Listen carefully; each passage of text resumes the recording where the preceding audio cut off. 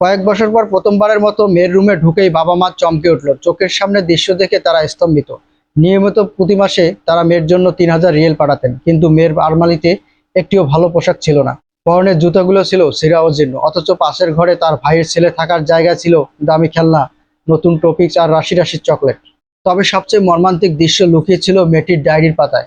যখন মা সেটি পড়তে শুরু করলেন, প্রতিটি শব্দ যেন বেদনার তীর হয়ে বুকে বিঁধতে লাগলো। ডায়েরির লেখা থেকে জানা গেল তাদের মেয়ে কতটা নিঃসঙ্গতা ও অবহেলার মাধ্যমে বছরগুলো কাটিয়েছে।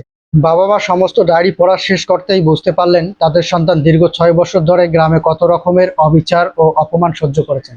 আসলে পরিবারের দ্বিতীয় সন্তান জন্মানোর পর আর্থিক চাপে তারা শহরে চলে যায় এবং বড় মেয়েকে দাদির কাছে রেখে আসেন। তারা ভেবেছেন মাসে ৩,০০০ রিয়েল পাঠালে তাদের মেয়ে যথাযথ লালন পালন নিশ্চিত হবে। কিন্তু দাদি সেই টাকা নিজের ছোট ছেলের সন্তানের পিছনে ব্যয় করেছেন আর নাতনিকে প্রায় অপেক্ষা করতেন। একদিন ক্ষুধার্ত যন্ত্রণায় কাতর হয়ে মেয়েটি লুকিয়ে দাদির ফোন নিয়ে বাবা মাকে ফোন করে। কান্না জড়িত কণ্ঠে সে বলতে থাকে, আমাকে এখান থেকে নিয়ে যাও। কিন্তু কথাগুলো শেষ হওয়ার আগেই মা বললেন, এখন অফিসের কাজ খুব জরুরি, এটি শেষ হলেই আমরা তোমাকে নিয়ে আসব। এই সংক্ষিপ্ত উত্তর দিয়ে তিনি ফোনটি কেটে দিলেন।